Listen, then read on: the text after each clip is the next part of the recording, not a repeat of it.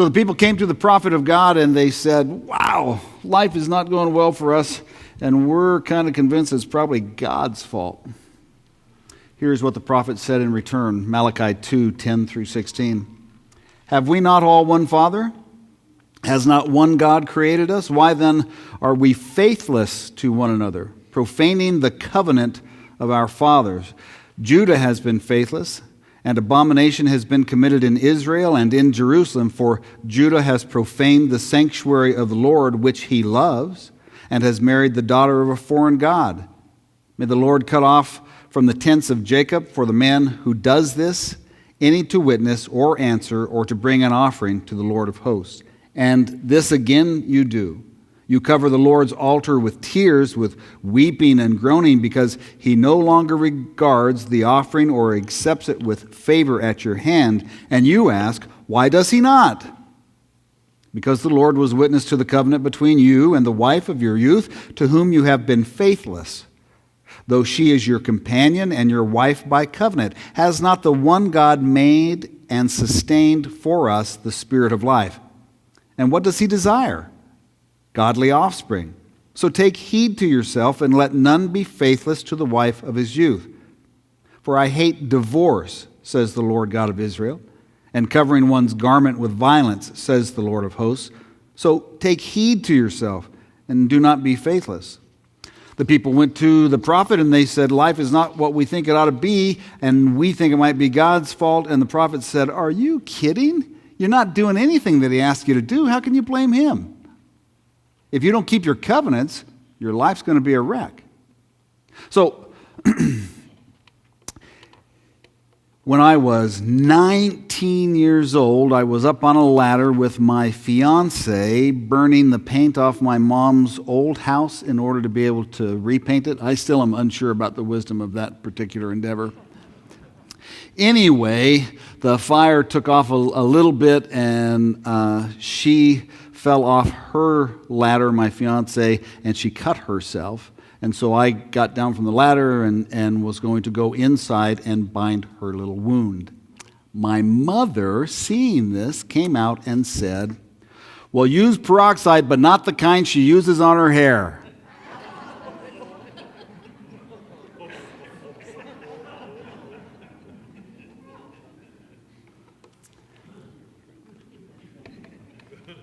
Which is a way of telling you there was a time when I felt really pulled between the two main women in my life. But that day I had an inkling of which one I should choose. Some of the hardest times in our lives are times when we feel pulled between people that we love or between obligations that we feel.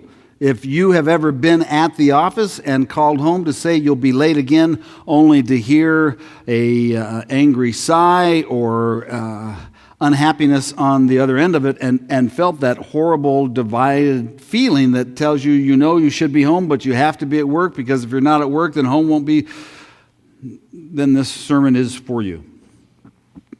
Very often what happens is we default to being nice and trying to please everyone. And what is the end result of trying to please everyone?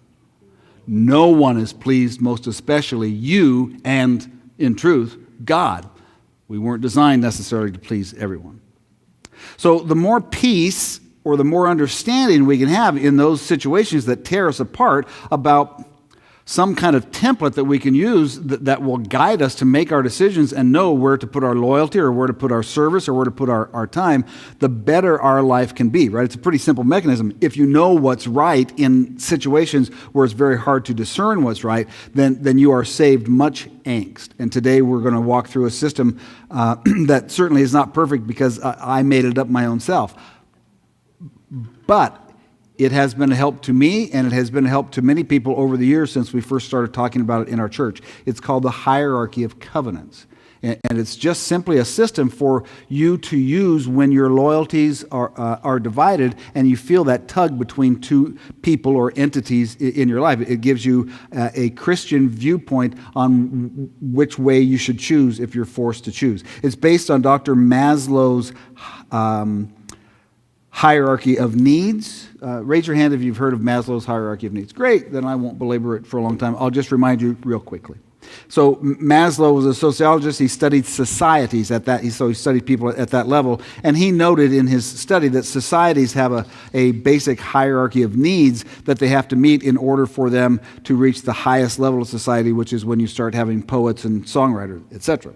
So first was physiological. Every society has to be able to give food, clothing, and shelter to their people. The second level is safety. After you can feed them and keep them warm, you have to find something for them to do, and you have to protect them adequately against harm or running out of resources. The third then, in those situations when a whole society more or less can be fed and clothed and they feel safe, then they have time on their hands to begin to experience intimacy and the core values of friendship and family.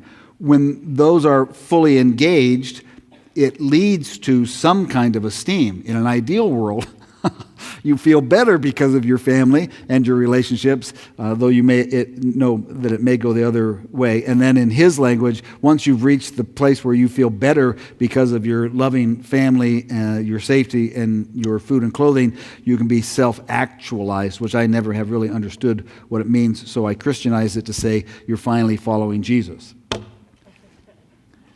I don't really think Maslow meant that, but he's not here to argue, so we'll go with it.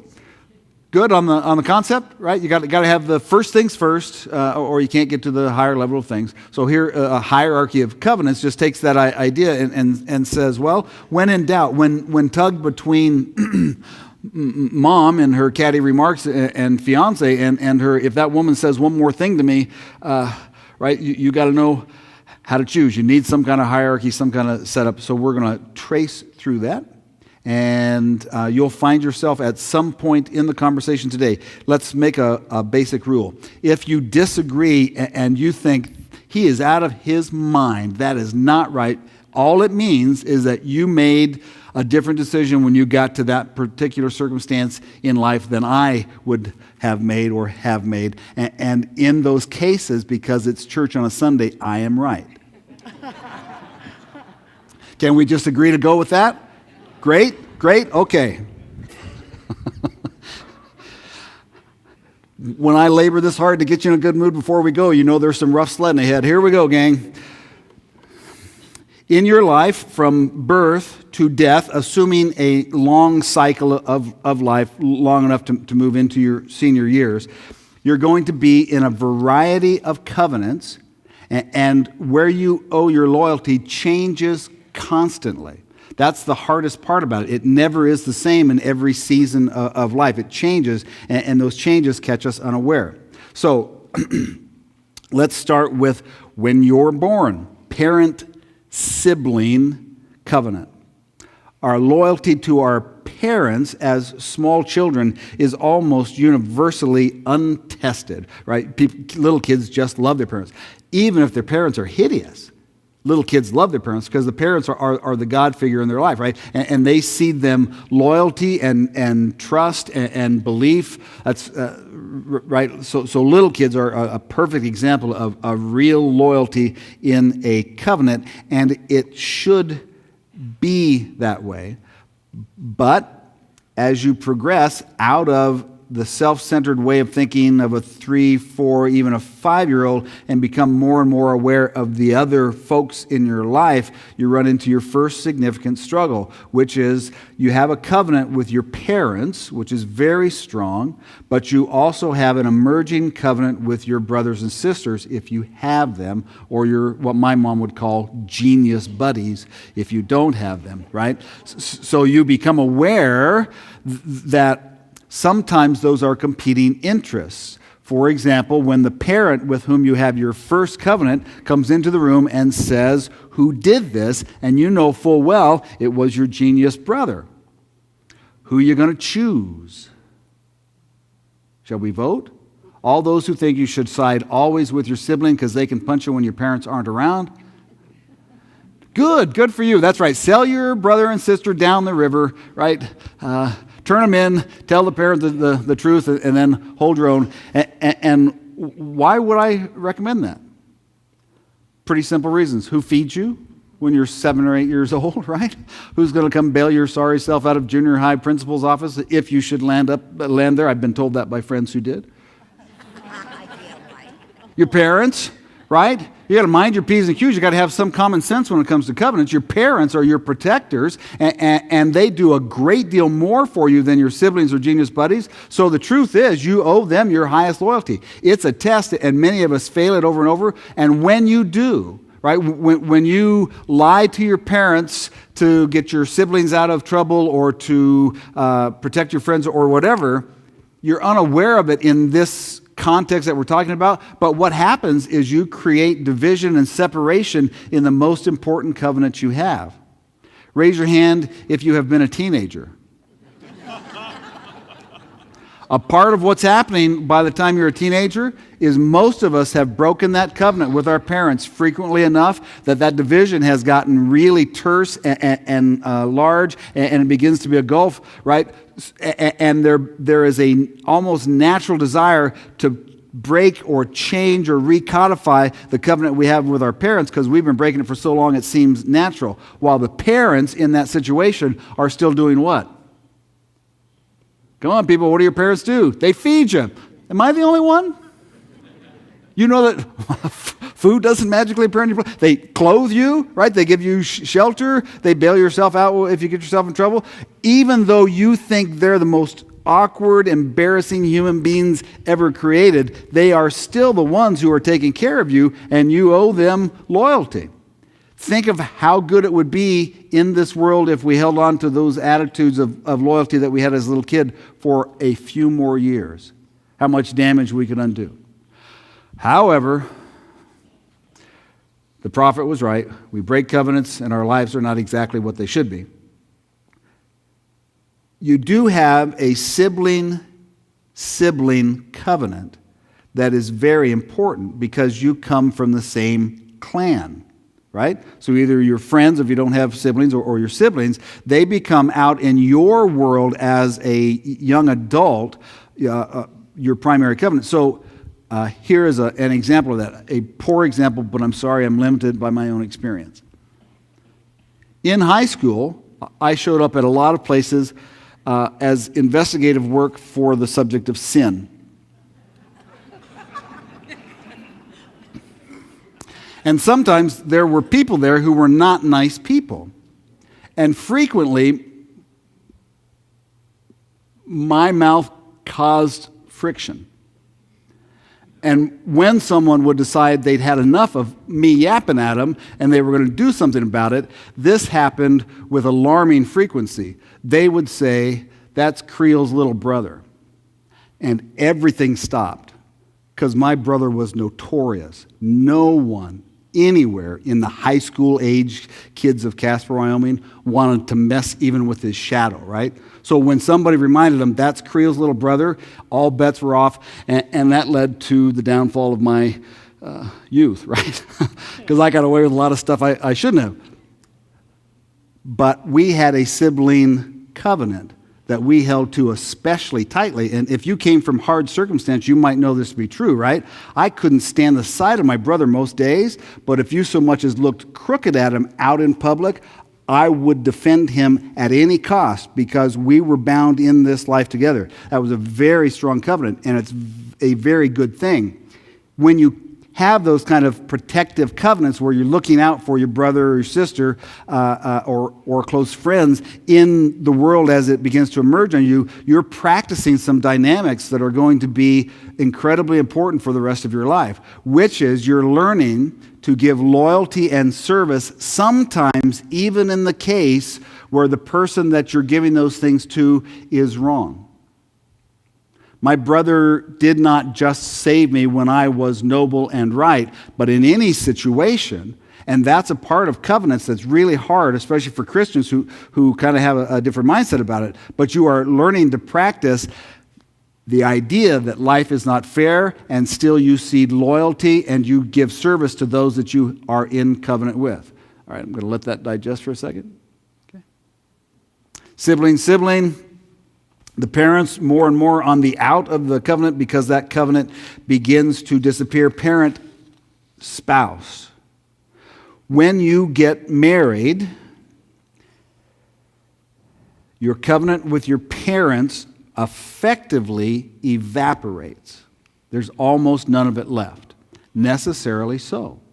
Scripture tells us in pretty plain language that you shall leave your parents and cleave, attach yourself to your spouse. And that's more than just literally moving out of mom and dad's house. That is a covenantal and a spiritual seeding of loyalty.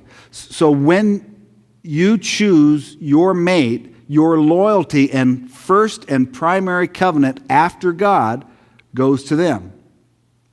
Even if your parents are right in a tussle between them and your spouse, you should choose your spouse. I promise this is true. And if you haven't been doing it and you'll just pay attention and trust a little bit, I'll save you a ton of trouble. If your, in my case, mother is saying something about a subject, right, that's polar opposite of what your wife is saying, and you, having been raised by your mother and therefore thinking like your mother, find your mother to be correct and your spouse to be incorrect, choose your spouse. Back your parent off, make them go away, and then in the privacy of your own home, if you need to, take it up with your spouse. But get the order right, and you have paved the way for a much happier, more contented, and loving life. Mess it up and think that those things exist on some plane and you're elevated enough that you need only choose the person who's right and all will go well, and you're in for a lot of hardship. To wit, when you most need your spouse to be there for you in the deepest, hardest times of life, they will hedge because they know you're not in covenant with them the way you are with mommy or dad. Right? I am surprised, as you can imagine, to be in church talking about anything, but talking about choose your spouse even if they're wrong and your parent is right. But I promise you it is good advice. Now, if they're wanting to rob a bank or something, no.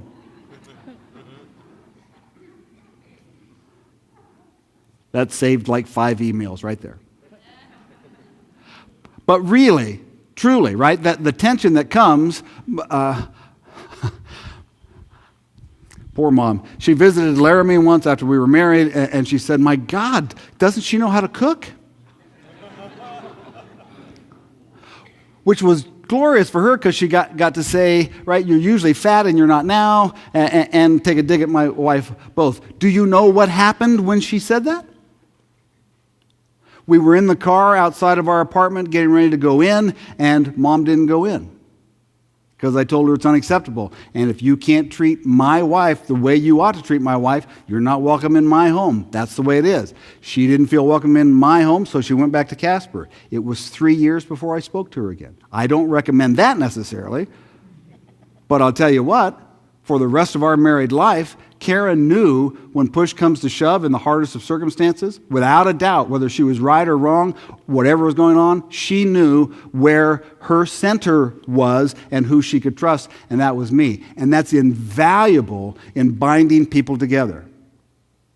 It not only is invaluable in binding you together, but in my case with Karen, the same thing was true, right? She loved me even when somebody else in situations was right, and she always chose me. And what that does is it has the effect of making you want to be better so that you don't put the person who is supporting you in a position of having to support you when you're being a knucklehead. Does that make sense, that last little twist?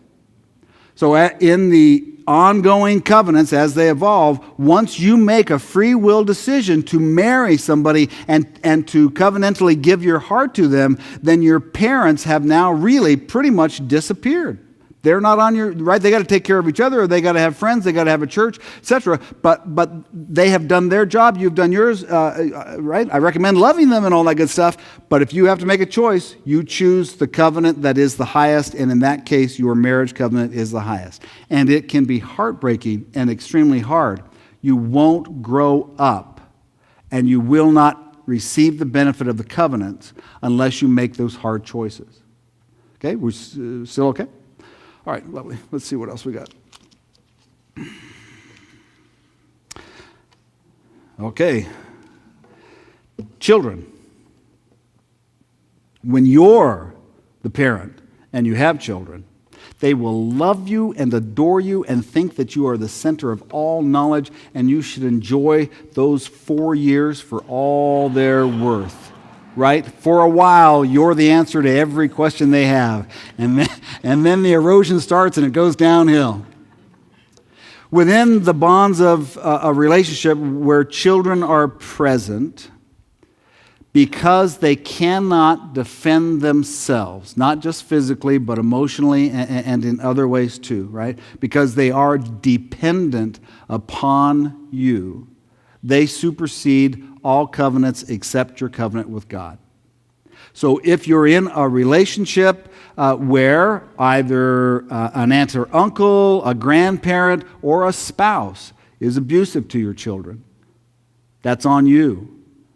Because when you become aware of it, your sacred task is to make that stop. Period. Having been in situations where I was molested and abused in many circumstances as a child, I can tell you I'm fervent about this. If you're an adult and you know that something is or could be happening to your child, and you choose for your own desire for peace and not wanting to look too closely to allow that child to go through that, you're in a lot of trouble with your Maker. That child is dependent upon you to be an adult and to do the hard thing, to make the call if you have to make the call, and to stop whatever is happening. No one should ever be in a position to abuse your child and you sit by and watch it and wait to see what someone else will decide. Got it? When you have someone who is dependent upon you, who cannot think because they don't have the experience or act on their own behalf and they're endangered, you step up to the plate and do what you have to do. You must make it stop. I'm convinced that a great deal of abuse continues in homes from family members and in communities from all kinds of people because parents, when they're faced with living out their conviction and living out this truth of God expects you to take care of the child that you made, failed the test. There are a lot of people who mess with children who would not if they really fervently understood. Most parents are not putting up with that nonsense. So when they're your child, if they're in danger, you take care of your business and suffer the consequences later. Again, what you will teach your child if you step up to the plate for them and protect them and make those situations stop, is that with you in that covenant, they have safety and trust. And whatever differences you might have going along, I promise you, when you've stood up with and for someone when they couldn't do it for themselves, those differences are much less, and they will love you and care for and about you in a way that is foreign to too many people. My brother, Dennis, right, Creel's older brother, you just couldn't be more different than we are most of the time. But I am devoted to him, and I love him in a way that is different than most everyone else in my life because he stepped in and saved me many, many times. I'll never forget that he was safety for me ever till my dying breath. Got it? When someone else is dependent, you need to do what you need to do to make sure that they're safe. So, you're born into a covenant, and that thing is powerful and all-consuming. And in the devotion and in the love of that covenant, you're supposed to learn and experience, right, how the rest of your covenants will go, but they shift over time, which is really, really hard. Think how different what I'm talking about is than our covenant with God. You don't stay in covenant with God for a season and then switch to Baal. I'm pretty sure that's specifically mentioned in Scripture is wrong. All of the covenants that we're talking about in our human relationships, they, in their own way, model and are practice, and they teach us how to keep the most sacred covenant in our life, which is our covenant with Christ, right? to, as best we can, try to learn to walk in his ways and to represent his teachings and his ministries and to be loyal to his cause of building the kingdom of God. Primary covenant, and all other covenants as we act and react and figure out how to be faithful in them inform our covenant of God. It also, of course, works the other way. As we're more and more faithful to God, he teaches us to be more and more faithful to people. Covenant shifts again out of the marriage covenant, the child covenant. As they grow up, they will break the covenant. I don't think you'll have any hard time knowing, right, when that baby's over. It'll be either when you send the final check, or when they say I do, or when they say I'm through. But pretty easy to ferret that out. If you're having trouble, come see me. I'll help you figure it out. Then your covenant's going to change at least one more time. So now you're married, and there you are, you in primary covenant, right? PC. In bliss, because you've taken all this wisdom and good advice and lived it out. And then the situation changes again because mom or dad ages to a point of needing help. Just as when you have a child and they cannot fend for themselves, you owe them your highest loyalty. The loyalty now shifts from spouse back to parents if they are in a situation where they really need that. So in the situation where you've got a vacation planned with your spouse and you're really excited about it, and mom, who is, let's say, widowed, falls ill and really needs you there, it's a no-brainer, I hope. You have to go to mom because she is in covenant with you and she is dependent in that way upon you. In our congregation, in this service especially, right, we have folks who are old enough, most of us have lived through some example of that or are in it now. But it's a beautiful, if difficult, situation to find yourself parenting your parents.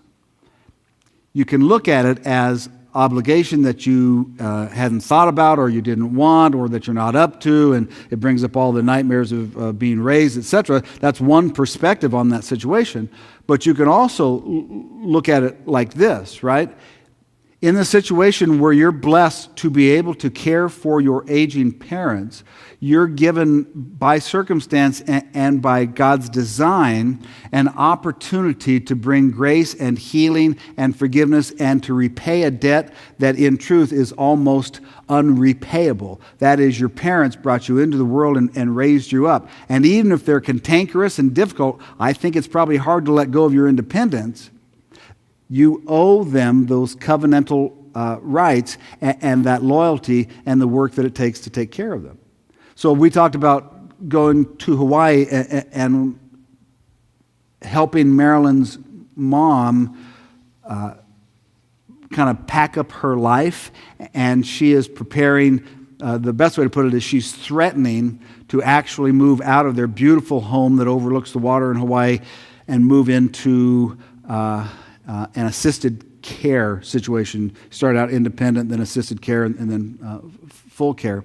And it's fascinating to me. We've had the same discussion the last 4 or 5 years in a row. We sit down mid-year and we try to decide what we're going to do with our vacation time. And the discussion goes like this every single time. Well, we could go here, we could do this, that, right? And it's me, because I have no parents, so I'm acutely aware of this, right? I always end up being the one who says, well, we could do all that, but we're going to go to Hawaii because we're supposed to, right? Alice is aging. She's a year older than she was last time we were there, and we got to check in on her, make sure she's doing okay, and we just need to give you a chance for Marilyn, right, to work on that relationship and make sure that it is in the best place it can be before the inevitable happens and you're separated by death for a season. And I will tell you that in our own discussions, Marilyn, being a gracious woman, will sometimes say, that's not right that you use your vacation time to go, right, to take care of my mom. That's unfair. Well, we already know this, don't we? Life's unfair. Only in this case, life is wonderfully unfair. It's absolutely unfair, right? I don't get to go to whatever destination spot we might go to. But I will tell you, I'm thrilled because Alice is a mother to me too. And to have a hand in helping Marilyn maintain her covenant and be right by God in her conduct and the way that she's acting in her relationships is a huge thing for me. And Hawaii is as boring as it can possibly be. I am the loud one, right? So we'll sit sometimes 5 hours and nobody says a word. Nobody's even upset. It's just quiet. Really quiet. Day after day after day quiet. But we will not have the opportunity at some point that we do now to be a presence, to be a true thank you to Alice, and to provide for her at least the promise that she is safe and that there will always be someone there for her. There is no place on earth that we could go that would match the importance of going to Hawaii and being in covenant with Alice. Make sense to you? The same thing is true of all of our covenants, though other covenants are more contentious. When you're married, you may know it's very, very hard sometimes to keep that covenant on any kinds of level. But if you can will yourself to stop thinking about life as whether it's fair to you or not and begin thinking of it as an opportunity to learn what Christ wants to teach us, then your primary learning environment is always your primary covenant. Right? The reason I'm convinced that marriage is hard, besides sin and the fall, is because we have to learn at the fundamental level how hard it is for us to be faithful and true in our covenants in order to have even an inkling of what it was that Christ went through in keeping his covenant. Because in keeping his covenant with us, right, our Creator has kept his covenant all along, he suffered immensely and it was radically unfair. But I would guess that God himself finds it the same way, a great privilege to have been able to suffer for his creation and to give them a chance at redemption and peace. When we keep the covenants that in the season of life are our primary covenants, the rewards are untold. They really are. The labor can be excruciatingly difficult. It can be very hard. But here's what you already know, just a reminder.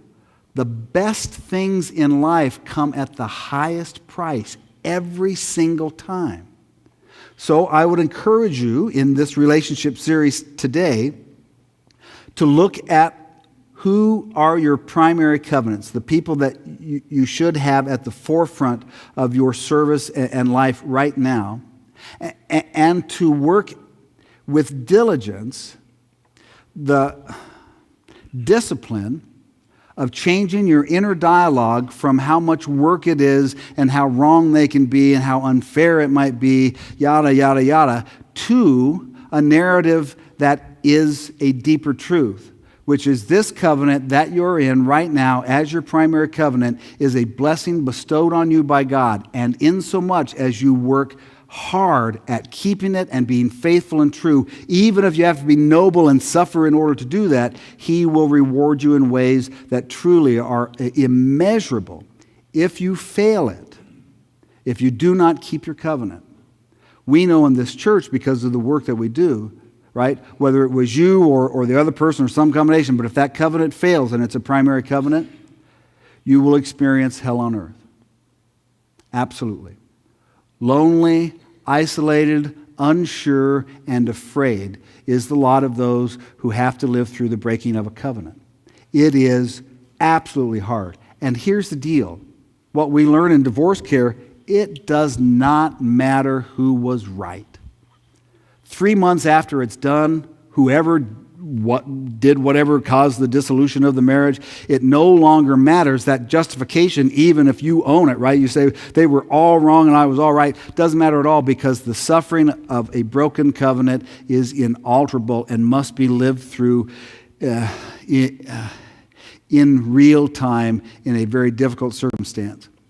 The idea that we have in our relational ministries is pretty simple at its core. We will uphold our covenant by being a safe, loving, and accepting place for people who are experiencing the damage that comes from broken covenants. And we'll do so as faithfully as we can. We never sit and decide, I think that divorce was their fault, so we're not going to be so nice to them. Doesn't happen. We keep our covenant as a church in this community with people who are living through the damage of broken covenants in the hopes that in keeping our covenant, in teaching the things of Christ, in being graceful and forgiving, in walking the hard road with people, that we will inspire them and teach them and encourage them so that the next primary covenant they enter will be kept in a different way and will have more meaning and power in their life. In our lives, we default all of the time to the simplest things to find joy. And the simplest things are the things that we can control. You can control your career to some extent. You can control your belongings to some extent. You can control a lot of stuff that only you are responsible for. And we highlight those as a society because it's the easiest thing in the world, right? It's all you. That's fair. You either win or you lose, right? Try harder and you can win some more. We do that because the truth is we innately know the stuff that I'm talking about today is so much harder. What we forget is if we dwell in life as covenant people, if we keep our relationship with one another as Christ taught, right, at the forefront, then the rewards that we receive make the greatest award earned individually seem as nothing. Really and truly as nothing. They can put laurels on someone else's head and crown them the greatest person ever or greatest pastor ever or whatever they want to do, right? I am telling you, there is nothing in my life that would equal this day.